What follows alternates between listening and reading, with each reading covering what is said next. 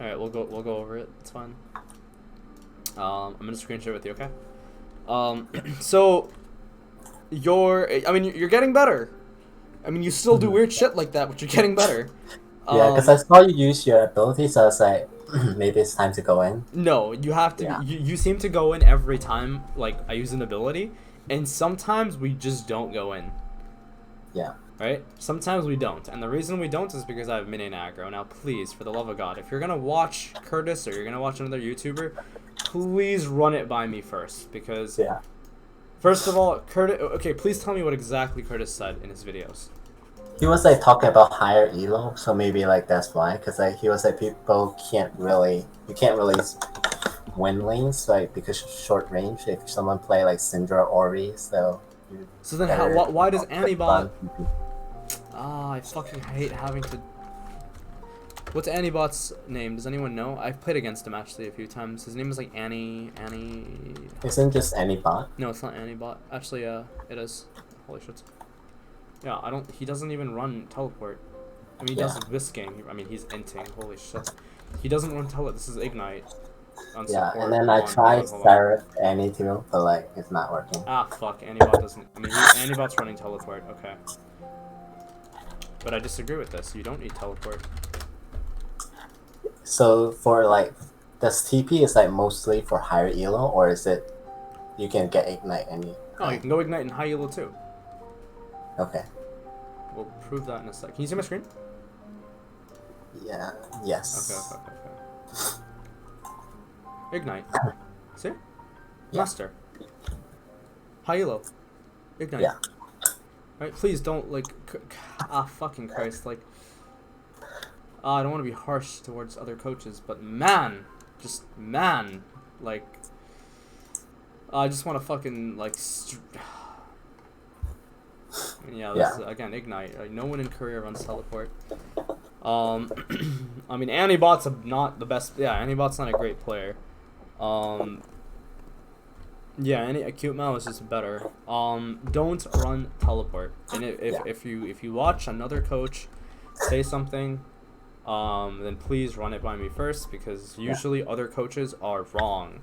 And I invite anyone who supports the idea that you should run teleport in lower elo in order to improve, come debate me on the topic.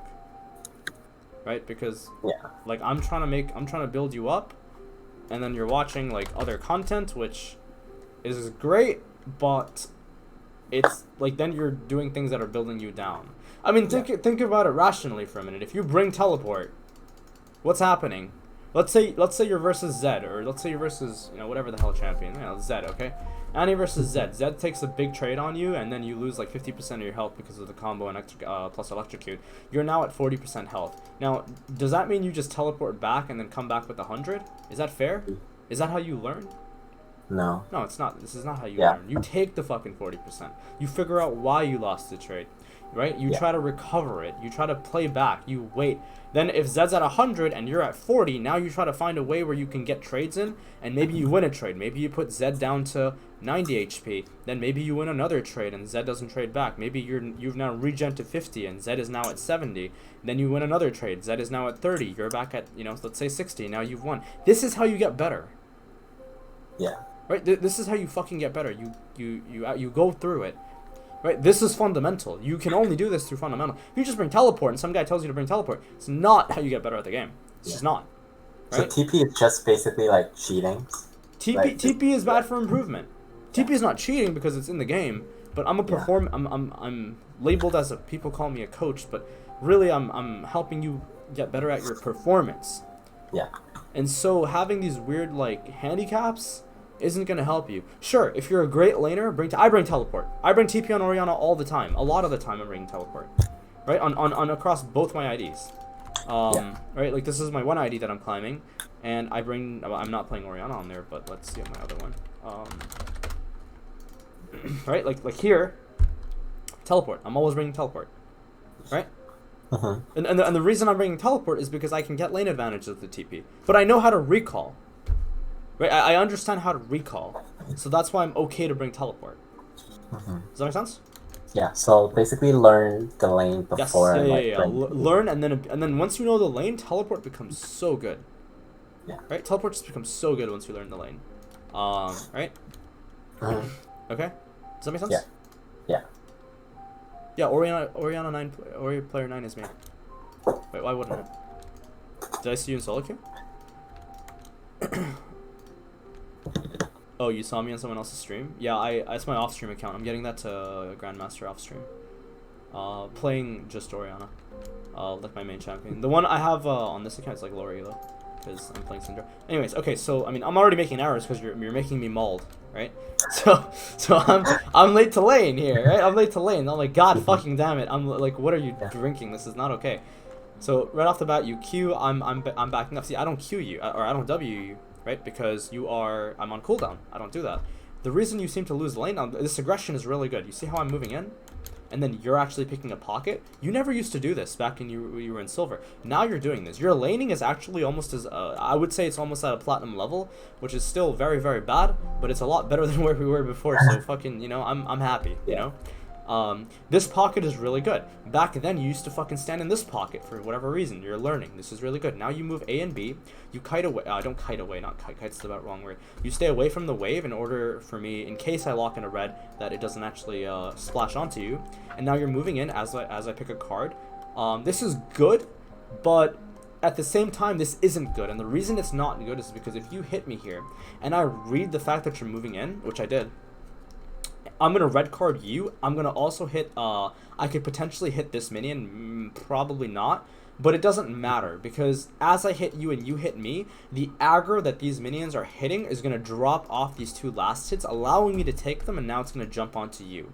Then what I do is I can just chase you down, because then I know that these minions are aggro onto you. If these minions aggro for some reason on my minions or on your minions, then I just play back and I say yes, this is really. Yeah. Right. Yeah, because I thought you were picking the red cards like to red card the minions, so I was like trying to go in. But Too I'm early. playing it very safe. I'm like, okay, I'm not gonna chase you in because I have last hits to take. Notice how I got all the last hits? Yeah. I didn't lose any last hits, and notice how you actually lost a trade. You went spell for spell plus minion damage on me. I managed to get all the CS. So the idea, your concept is really correct. It's good, but there's still refinement, right? You're not considering that there's other variables in the game that will happen if you try to trade onto me. This is really good. I really think you should probably hold the Q and hit this twice. But you don't do that. I don't know why. Just hold the Q next time. Watch like any specific stuff I can't really tell you because I personally obviously don't play the champion, but you can watch Cute Mal, you can watch like if you go to FOWKR, if you know what that is, it's the OPGG of like here let me show you what to do. And you can do this like anytime. So you go on this website here, right? This is basically the Korean OPGG. You're gonna go here. You're gonna find Annie. Okay, you're gonna find Annie on the third tab to the left. Down to the first tab on the bottom, the gray one, and then you're gonna go here. Sorry, that's not what I meant. Sorry, actually you are gonna go here. My bad. Holy shit.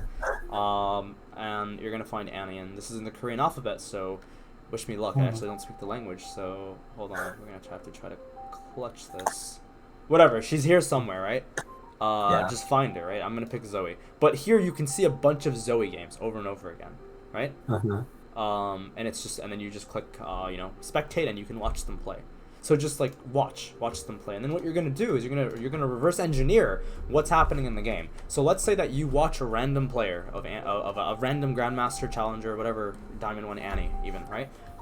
Play inside of mid, and you realize that X trade goes off. Okay, so X trade is going off. Now you want to evaluate what led up to this trade. So don't look at the trade.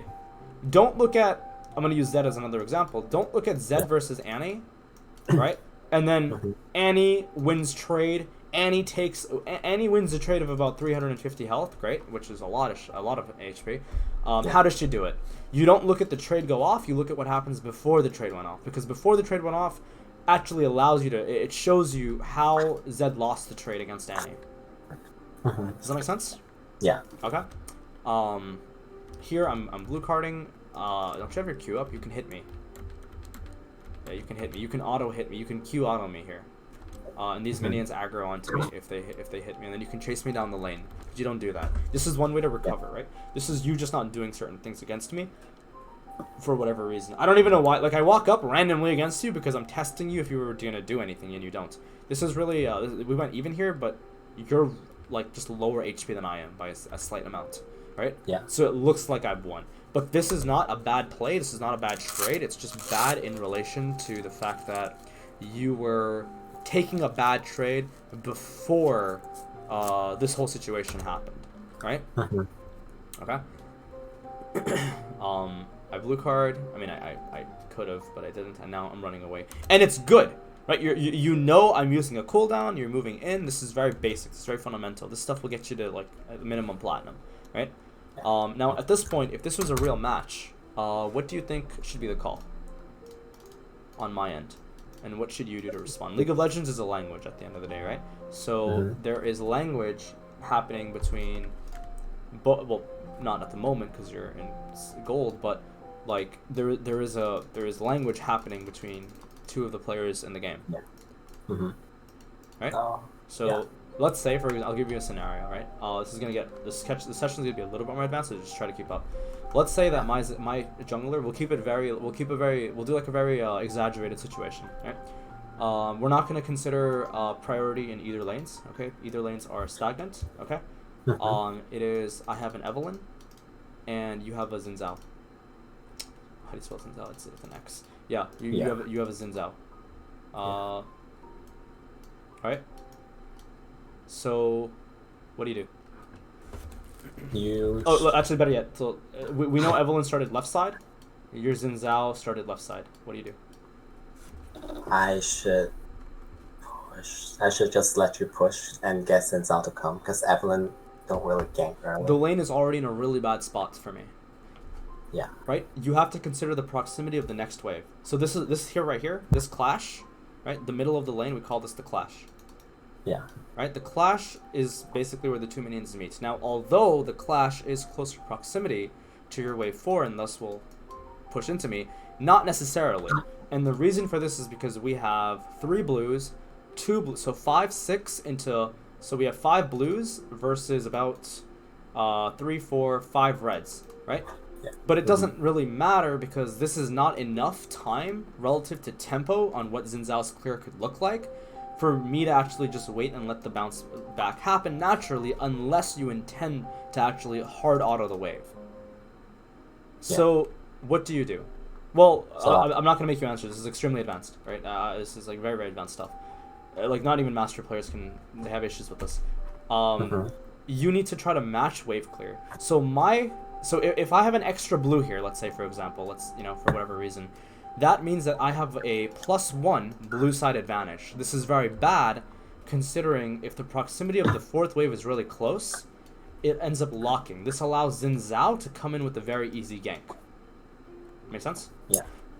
And therefore, what I need to do is I need to shove these 6 minions, or 5 minions, however, 5 reds, into your tower as soon as possible, so that the wave 4, that 4th wave, ends up buffering, and that the 5th wave and the 6th wave return back into me, where then I can potentially support Evelynn on the right-hand side as she clears her right side jungle and resets back to the left side.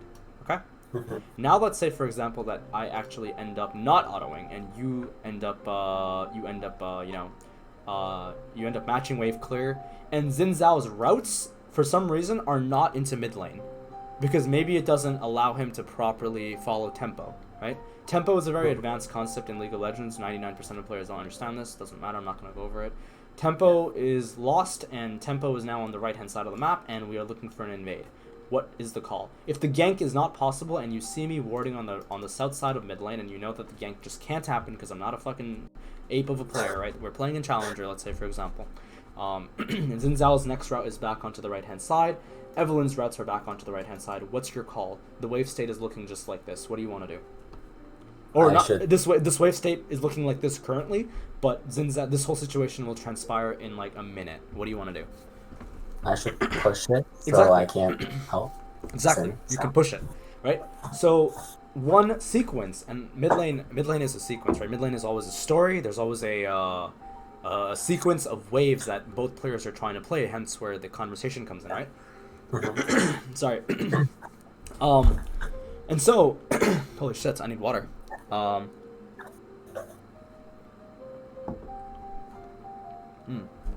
Okay, sorry about that. So, what the hell was I gonna say? God damn it. Right. So if my idea is to, let's say, win on wave 1, which I mean like win the level 2. Yeah. I can potentially crash on 2, right? I can crash on 3, I can crash on 4, I can crash infinitely. Because I know that if both junglers start left side, tempo and aggression is going to be inside of the right side river. If my bot lane is even, or my bot lane wins, then this wave opening is always more beneficial. Okay?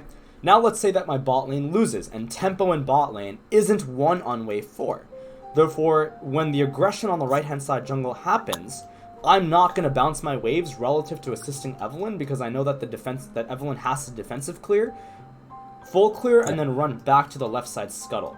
This is obviously bad, because then Xin Zhao can open with scuttle. Sure, he loses tempo with Gromp, but he gains so much more on the left side of the jungle with double crab, and Evelynn falls really behind. Yeah. Okay? That's one option you can do. Another option is maybe you can win on wave 1, win on wave 2, win on wave 3. Sorry, you don't win. You win on wave 2, you win on wave 4. You don't just win every wave. And you don't lose this either. You don't lose on 1 and 3 either. Right? So then what ends up happening is, even if Xin Zhao ends up trying to transition from right crab to left crab against Evelynn, then at least you have a level of priority inside of the lane, which you can then force Xin Zhao away, and then Evelynn can safely take the left crab and then clear like she usually would. Right? And then using the priority, you can move into the right side jungle, and if your bot lane has priority or control in the lane, then we force Xin Zhao out of his right side jungle, and this puts Evelynn really, really ahead. Right? Because if Evelynn goes even against Xin Zhao, Evelynn wins. Right? Yeah. Right? Because there's effective scaling. So if the goal is to get to 5k in gold, then Evelynn wins, because Evelynn gets to 5k. Sorry, this is not the analogy I want to give you. Holy shit. Scratch that. That's something else entirely. Sorry. Holy shit. It is the analogy I want to give you. Xin Zhao could hit 5k and Xin Zhao wins. Evelynn can hit 3k and Evelynn wins. You know what I mean? Yeah. It requires less for Evelynn to get in an advantage in the immediate time than it does Xin Zhao, right? So your jungler always wins. That's a little advanced. Is there any like questions? Yeah. It's kind of basic, but like, how do you know if a jungler go into the enemy and invade? Because in your examples, like you said, I know since I would go to invade, so I should push. But how would I know since I want to invade? Like, I'm sorry, you gotta repeat that. I'm trying to process what you said. Because how would I know since I want to invade like the enemy jungles? Because by the time since I'm in the enemy jungles, I would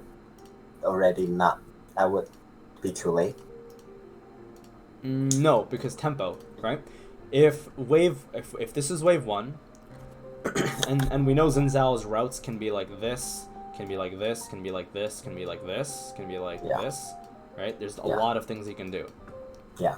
That being said, you can control you always want to try to win on wave 1, as Annie versus TF. Sometimes you can't win on wave 1. So now let's change up the situation. If you're Fizz, and I'm TF, okay? Then you don't win on wave 1. You don't win on wave 4, and I control the lane. Meaning, even if Xin Zhao opts to attack the right side jungle where Evelynn responds, I still have lane advantage against you, because TF beats Fizz. Through most champions can beat Fizz, right?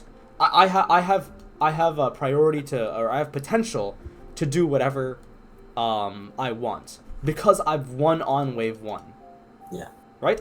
If we swap it up a little bit, and answering your question, if my goal as TF, and let's say I'm playing Xin Zhao, or I have Xin Zhao, right? Or let's say I have Kindred, right? I have Kindred, you have Zac, okay? Yeah. Then what ends up happening now is and let's say both junglers are starting onto the right hand side, let's say for example, and my jungler wants to do a left side invade, which is pretty obvious. If top lane allows, like if top lane is like Quinn versus Malphite, or top lane is a good matchup, and then bot lane is irrelevant unless Ezreal's like it's an Ezreal or they're running a teleport or something. But like I have never seen, even in top challenger, bot lane teleport up to top to respond to a play, because then they lose too much in bot lane. But anyways, that's not the point. So what would essentially happen is I would win on wave 1 against you, right? If this is TF versus Annie, because TF just has better range and wave clear early on, I would win on wave 1. I would then be able to win on wave 4, and then I can determine what I want to do on 3. So if I want to buffer 3, I can let 3 buffer, and I can let 4 return into me. I can let 4 and 5 return into me. If my Kindred is opting to do a clear like this is viable. This rotation is viable, right? This sequence is viable. If my Kindred opts to do a route onto left side jungle or invade, then this sequence isn't viable, and now I actually have to go into win on wave 1, which is inevitable. You can't beat me on wave 1 because it's relative to champion pick, right? I buffer on 3, but I don't buffer. I actually crash on 3, and I crash on 4. This allows me to get the bounce on 5 and 6 a little later, but it doesn't matter because this sequence supports the route that my jungler wants to actually attempt to do. Does that make sense? Yeah. So this is sequence A, this is sequence B. Sequence A is a lot more defensive and allows me to play the lane a lot quicker here, completely negating any ganks against me. Sequence B allows me to actually press against you, the bounce back, so the lane's going to be played here a little later, but it doesn't matter because I can actually force the wave into you relative to just the sequence. Right? I can just force the waves into you. You can't respond if I have the wave into you. Then I can go like this to respond to Kindred into Zac. Yeah. Right? This is a lot of information, man. You're saying yes, but I can teach this to challengers and they wouldn't get it. There's challenger players who wouldn't get this. Yeah. Right? Yeah, I think I just have to rewatch it later. There's pros who wouldn't understand it. There's pros who don't understand this. Right? Just, I would say rewatch it. It's very complex. You don't have to understand it now. In fact, you don't even have to understand it at all. Right? Because what you need to work on is the spacing, the CSing, like all of the basic shit that we talk about, right? Yeah. But all I'm saying, and the reason I'm talking to you about this stuff is because the stuff does exist, and I don't want you to think of League of Legends as just like a fucking iceberg, but then like not realize that there's like this giant, like it's a lot bigger. You know what I mean? Yeah. This is just a giant. It's a lot bigger than what people see. The water surface is here. And people might think this is like Challenger. Maybe it is Challenger, but they don't understand that this exists, right? There is a level beyond Challenger. There is a rank beyond Challenger. And the reason there's a rank beyond Challenger is because this is where Challenger caps. This is where players at this point in the game, within 10, 11, 12 years, however long the league has been, going on for, are able to cap. But obviously they're going to break this. They're going to go past this line. But we can't be like, there's not a rank above Challenger, right? We can't say there's no, obviously there's no name for it, right? But yeah, I see. Okay. Yeah. Ben's fucking meeting in chat, right? And I mean this is proven. This is proven because pro teams are now freezing post lane. This is proven because in season 3 lane swaps didn't exist.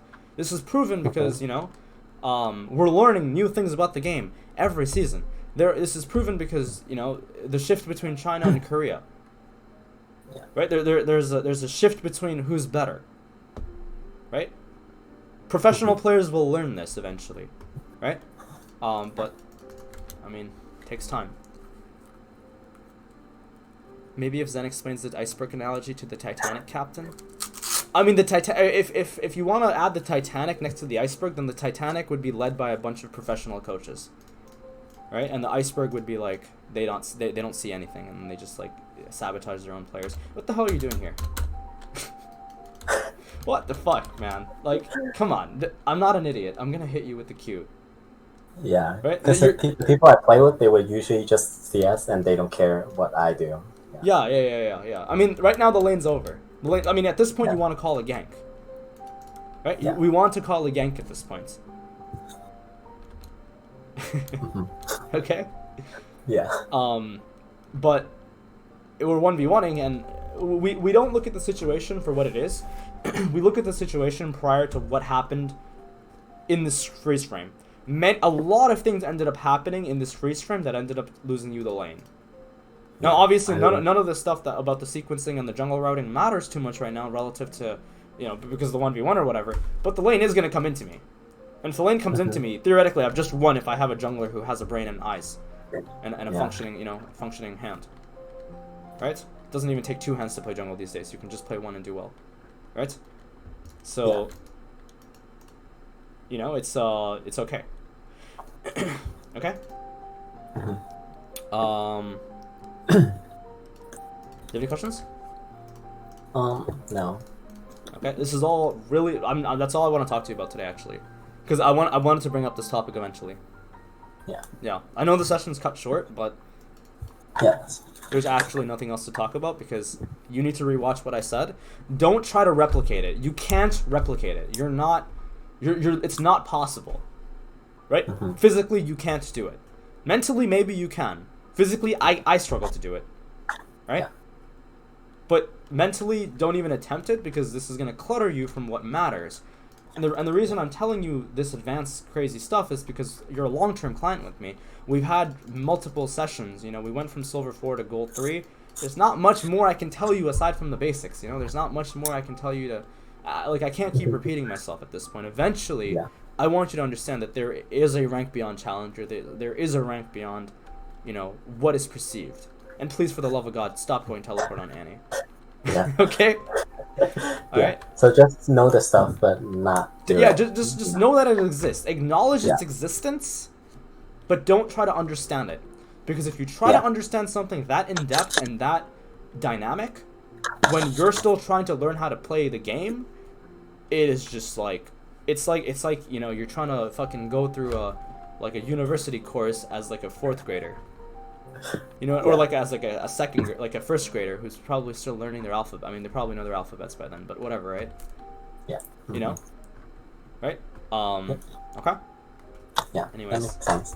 All right, man. Good luck. Hope that helps. I'll talk to you, next week, same time. Same concepts. Okay. There's no change in what you want to work on. I hope to see you in Gold 1 by next week. I think it's possible. The goal is to get to D4. Okay? Yeah. All right. Anyways. Thank you. Yeah, no worries. Goodbye. Goodbye. Good luck. See ya. Bye. Alright, that was the clients. That was the session with the Annie player.